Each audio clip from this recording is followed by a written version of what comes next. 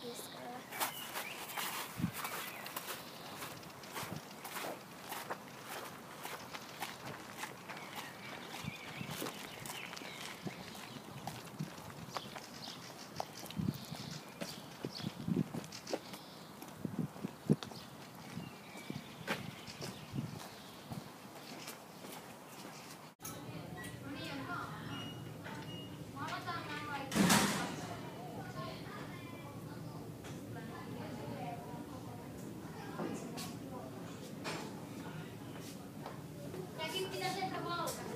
Päivä.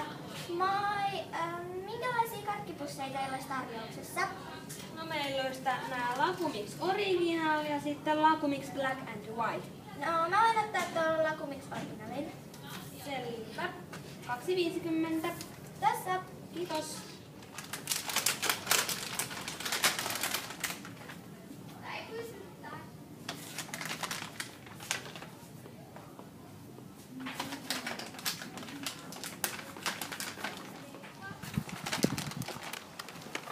Loppuks nää joo?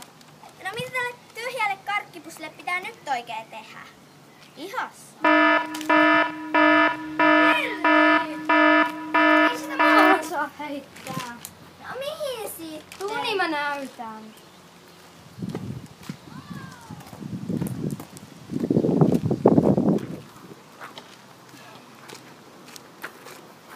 No joo, roskikseen, mut mihin näistä? En mä tiedä. No mitä me nyt tehdään? Hei, mä soitan vähän meidän luokkalaiselle nörpille. No Antti mennä. Moi! Meillä on iso probleemi. Voitko tulla tänne ja nopea? Ok, kiitti. Moi.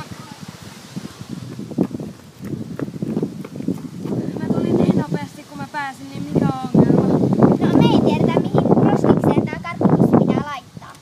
Senkin hölmö se pitää laittaa tänne energiajätteeseen. No mut miksei sitä voi sit vaikka laittaa sekajätteeseen? En mä tiedä.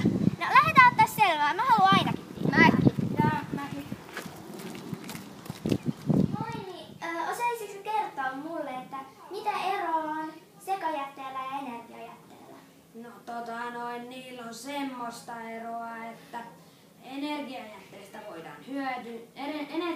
voidaan hyödyntää siten, että siitä tehdään sähköä, mutta sekajäte lojuu kaatopaikalle ja saastuttaa luontoa. Kiitos. Joo, eipä mitään. Nyt me osataan kierrättää.